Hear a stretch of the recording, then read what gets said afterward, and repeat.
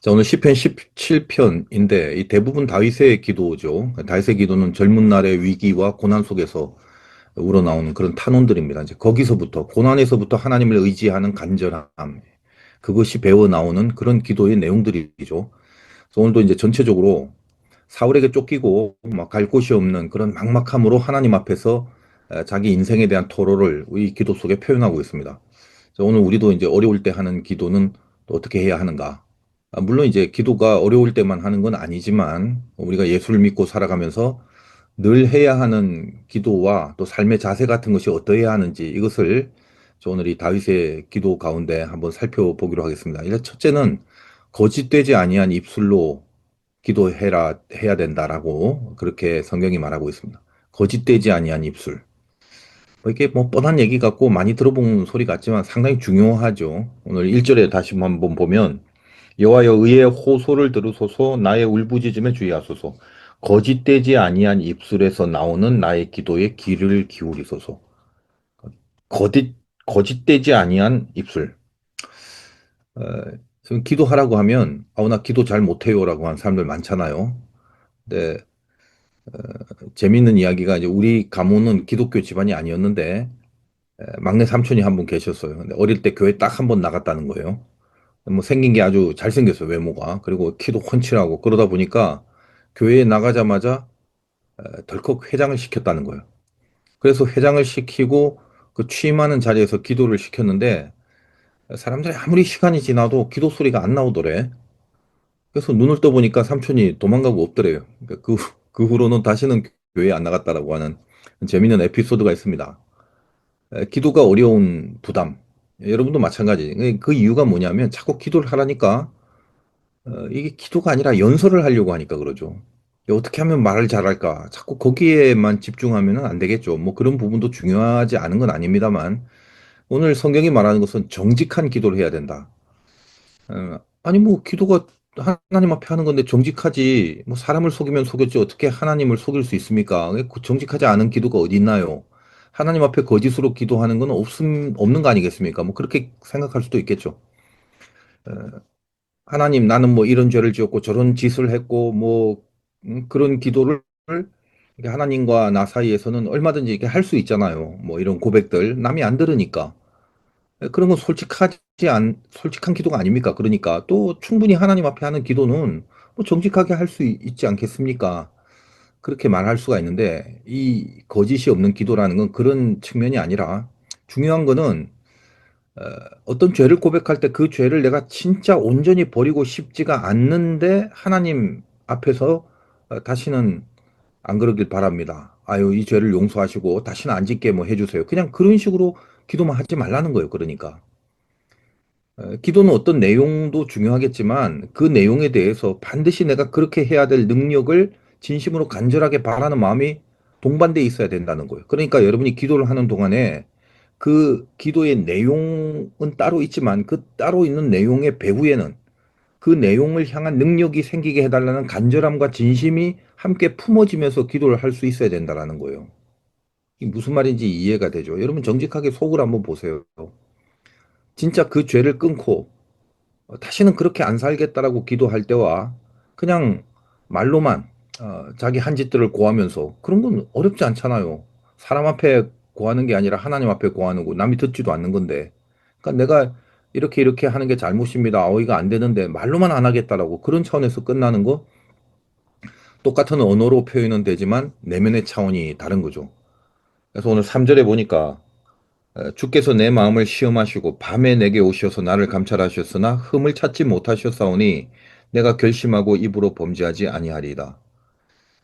하나님이 속을 이렇게 다 들여다보시는 분입니다. 밤에 찾아온다는 거예요. 밤에 찾아온다는 말이 뭐예요? 야, 이거 보니까 정말로 그랬구나. 그렇게 여기실 기도를 하는 것. 그게 거짓 없는 기도라는 거죠. 하나님이 흠을 찾지 못할 정도라면 거기 뭐가 있냐면 진정성이 있는 거지. 우리 안에 진심이 있는. 거짓이 없고 반드시 그러고 싶다라는 마음, 그걸 하나님이 본다라는 겁니다.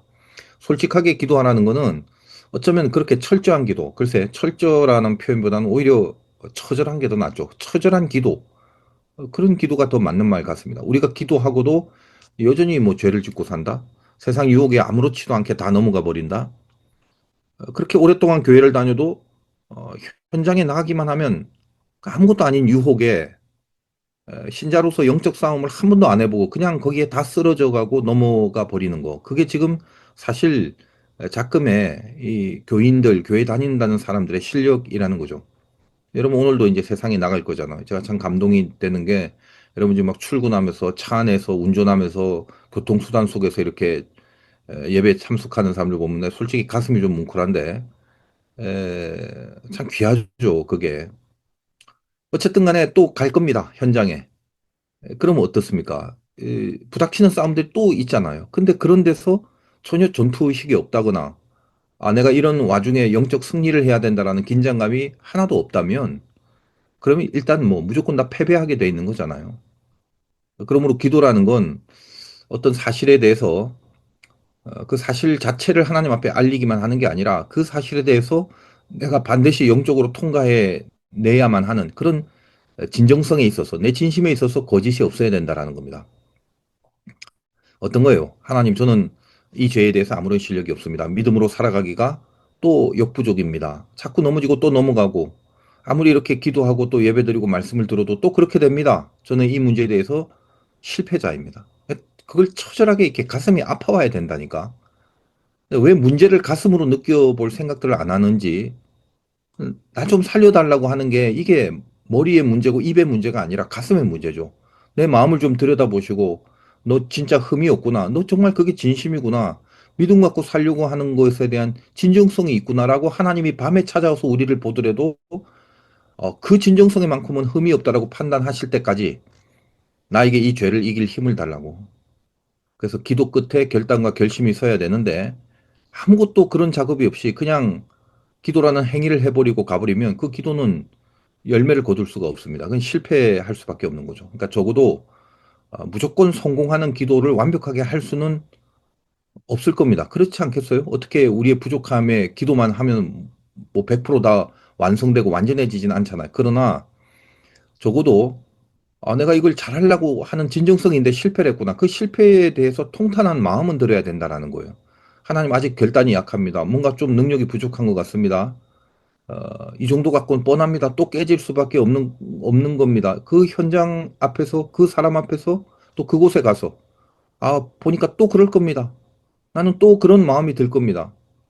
하나님, 진짜 바라는 건 주님의 뜻에 거하는 건데, 내가 정말 하나님 뜻대로 살 수 있는 능력 좀 주세요. 나는 안 됩니다. 내 힘으로는 안 돼요. 제발 좀 나에게 능력을 주세요. 이게 다윗의 아주 귀한 영적 무기죠. 상한 심령이라는 겁니다. 그래서 마음에 어떤 열매가 맺혀져야 하고 어떤 의욕이 일어나야 하는가 하면 오늘 4절과 5절을 보니까 사람의 행사로 논하면 나의 주의 입술의 말씀을 따라 스스로 삼가며 포악한 자의 길을 가지 아니하여 싸우며 나의 걸음이 주의 길을 굳게 지키고 실족하지 아니하였나이다. 어, 어떤 의욕입니까? 거기 뭐라고 됐죠? 스스로 삼가서 이걸 해낼 수 있어야 되는 거예요. 스스로 삼가는 거, 스스로 절제하고 스스로 제어하고 스스로 통제할 수 있는 그게 승리죠. 여러분이 스스로 삼가는 모습을 보일 때 그 기도가 의미가 있는 거고 드디어 하나님과 관계를 맺게 되는 겁니다. 주의 입술의 말씀을 따라 살겠나이다. 이것이요. 말씀의 지표를 따라 살겠나이다. 판단과 선택에 있어서의 기준이 말씀이고 말씀은 우리 신앙인생의 계기판입니다. 제가 이제 공군에서 근무를 하다 보니까 전투기 사고가 보도가 되는 거 외에도 상당히 있어요. 근데 전투기 사고의 많은 부분에 그 전문용어로 벌티고 현상이라고 그러죠. 이렇게 고도가 올라가면 인간 정신의 어떤 한계를 느낄 때가 많습니다. 마하의 속도로 가게 되면. 그러면 자기 눈으로 보이는 게 완전히 거꾸로 보여지는, 어, 땅이 하늘처럼 보이고 하늘이 땅같이 보이고. 그러니까 자기는 하늘로 그냥 올라간다라고 하는데 땅 밑으로 곤두박질 치고 있는 거를 착각을 하고 있는 거죠. 그러면 이제 바다에 추락을 하기도 하고, 그런 어떤 사고가 납니다. 그때 이제 조종사들이 늘 훈련받는 게 그거죠. 눈을 믿지 마, 눈을. 그럼 뭘 믿어? 계기판을 봐. 네 눈으로 보는 현실 보지 말고 계기판을 보라 이거예요. 우리에게 인생의 계기판은 말씀이죠. 그러니까 말씀을 들으면서 오늘도 이제 말씀을 듣고 있잖아요. 그리고 여러분 성경의 말씀을 보면서 내가 이 말씀을 따라가겠나이다라는 의욕이 속에서 발동이 되고 있어야 돼요. 그게 중요하다는 겁니다. 그래서 그 말씀대로 살겠다라는 진심을 갖고 하는 기도, 그것이 거짓 없는 기도입니다. 그렇게 기도를 해라. 그리고 두 번째는 보호하심과 도우심을 확신하는 기도를 하라는 거예요. 하나님 나 보호하시고 도와주시는 거 맞죠? 근데 그것을 속에서 확신하는, 확신이 되는 기도를 하라. 7절부터 9절 보면 주께 피하는 자들을 그 일어나 치는 자들에게서 오른손으로 구원하시는 주여 주의 기이한 사랑을 나타내소서. 나를 눈동자같이 지키시고 주의 날개 그늘 아래 감추사 내 앞에서 나를 압제하는 악인들과 나의 목숨을 노리는 원수들에게서 벗어나게 하소서. 이렇게 기도하죠. 여기 이제 눈동자같이 보한다는 표현이 성경에 자주 등장합니다. 우리 신체 부위 중에 어떤 뼈대 하나 없이 그대로 바깥에 노출된 부위는 눈동자밖에 없어요. 그래서 이게 지금 무슨 말이냐면 우리는 늘 세상 가운데 있으면 이 세상에 접해진 순간부터 숱한 공격들이 들어온다는 겁니다. 그 눈동자 같이 늘 접촉될 수밖에 없는 부분을 하나님이 보호한다. 그거죠. 잠깐 뭐 외국에 혹은 다른 지방 멀리 갔다가 이렇게 인천으로 들어오면 제일 먼저 무슨 증상이 나타나냐면 눈이 아파요, 눈이. 왜냐하면 제일 먼저 노출되고 접촉되는 부분이 이 나쁜 공기 안에 눈이기 때문에 그래요. 바깥 공기와 제일 먼저 만나게 되는 거. 거기를 하나님이 보호하시고 이것을 지킬 수 있도록 도와달라는 거예요. 여러분 세상의 모습을 보십시오. 오늘 11절과 12절에 이렇게 되죠. 이제 우리가 걸어가는 것을 그들이 애워싸서 노려보고 땅에 넘어뜨리려 한다. 세상이 그렇다는 거예요. 그는 그 움킨 것을 찢으려 하는 사자 같으며 은밀한 곳에 엎드린 젊은 사자 같으니라. 사자가 우리를 잡아먹으려고 하는 그런 공격들이 도처에 있다는 겁니다. 거기에 우리가 눈동자처럼 노출이 되어 있는 거죠. 그러나 우리 기도가 뭐죠? 눈동자처럼 하나님이 지켜주신다라는 그 보호하심과 그 도우심, 이거에 대한 확신을 갖고 하나님 앞에 기도를 하는 겁니다. 여러분, 눈동자처럼 지킨다는 게 순간적으로 먼지 같은 게 날라오면 눈꺼풀이 무조건 반사로 확 덮이는 것처럼 언제라도 즉각적으로 하나님의 보호하심이 있다라는 겁니다. 날개 그늘 아래 감춘다. 독수리가 새끼를 보호하고 지키듯이 그렇게 모든 공격에서 보호하심과 도우심으로 함께 한다는 겁니다. 그래서 뭐라고? 항상 세상에 나가서 그 보호하심과 도우심에 대한 확신에 찬 모습으로 담대히 싸우라 이거예요. 하나님이 그렇게 해주시니까. 아버지가 내 하나님인데 인생이 우연하게 허무해지겠느냐 그런 생각입니다. 눈동자를 왜 보호해야 돼? 그 중요한 기능이 있으니까. 우리가 왜 보호받는 대상입니까? 우리에게도 중요한 기능이 있어요. 무슨 기능인데? 내가 만든 기능이 아니라 부여받은 기능이 있단 말이에요. 그래서 사명이라고 그래.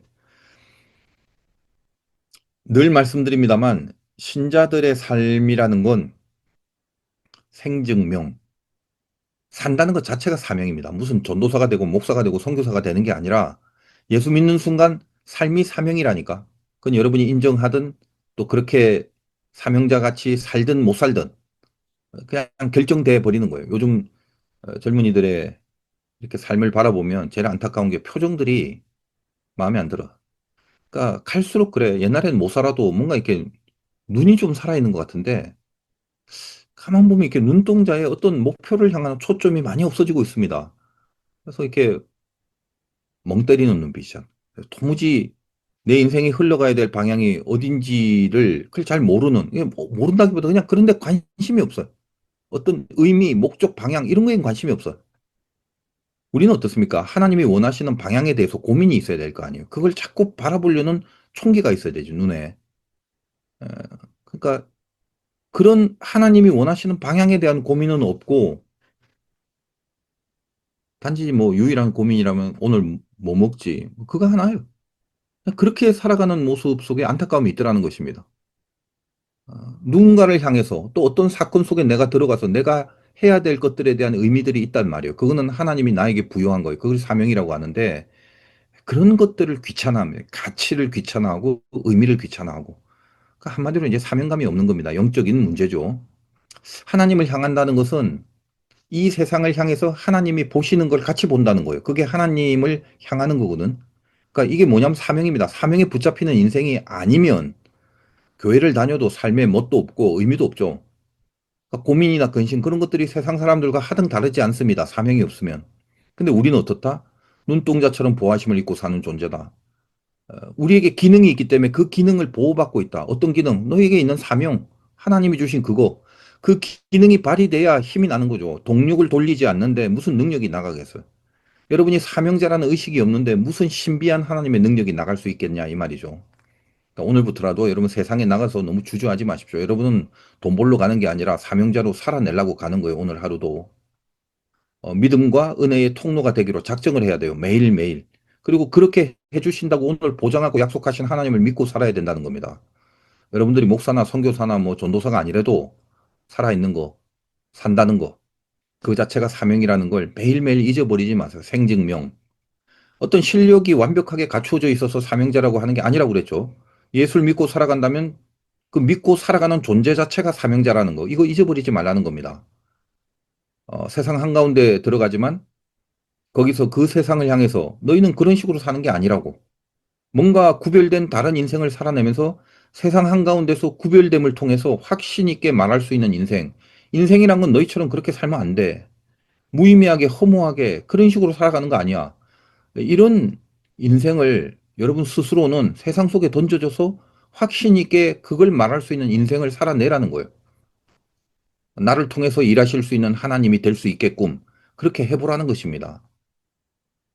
믿음이라는 게 내가 하나님을 믿으면서 시작하지만 결국은 하나님이 나를 믿게 만드는 거, 그게 진짜 믿음이에요. 그래서 여러분 너무 걱정하지 마십시오. 이런 사명, 미션을 가지고 사는 순간부터 적어도 그렇게 해야 되겠다라고 의식 속에 생각을 하는 그때, 그 순간부터는 세상 어떤 것이 닥쳐도 오늘 이 말씀처럼 하나님이 여러분을 지키고 도와주신다라는 걸 절대 잊지 말라는 겁니다. 너무 쫄지 마세요. 인생은 확신 가지고 살아가는 겁니다. 별 근거도 없고 대책도 없다 할지라도 확신을 가져야 돼요. 확신이 실체거든요. 이 세상 사람들은 하나님 안에서의 자기 확신이 없으니까 전부 자기가 갖고 있는 걸로 살아가려고 그러죠. 오늘 14절 보면 여호와여 이 세상에 살아있는 동안 그들의 분깃을 받은 사람들에게서 주의 손으로 나를 구하소서. 그들은 즉 세상 사람들은 주의 제물로 배를 채우고 자녀로 만족하고 그들의 남은 산업을 그들의 어린 아이들에게 물려주는 자이 세습이 여기서부터 나오네. 그러니까 세상 사람들은 무조건 세습이 됩니다. 세습 위주죠. 성경에도 나와 있는데 교회에도 거의 대부분이 세습의 모습을 벗어나지 못하고 있는 게 이게 도대체 무슨 일인지 모르겠습니다만 여러분은 뭐다? 이렇게 세상 사람처럼 여러분이 갖고 있는 거 이미 확보되어 있는 그 어떤 걸 갖고 안심하고 그걸 누리고 살라고 그렇게 하지 않습니다. 성경은. 여러분 사명 갖고 살라고 그러죠. 사명이 뭔데? 마지막 15절이죠. 나는 의로운 중에 주의 얼굴을 배우리니. 나는 하나님 얼굴 보고 살아가는 사람이다. 이 말이에요. 주의 형상 때문에 나는 만족하는 사람이다라고 고백을 해내는 겁니다. 오늘도 이 말씀을 받고 시작하는 하루인데 내 안에 이 말씀 때문에 산다는 것에 대한 확신, 믿음으로 사는 것에 대한 분명하고 흔들리지 않는 그런 담대함으로 이 하루가 여러분의 카이로스가 되시기를 주님의 이름으로 축원드립니다.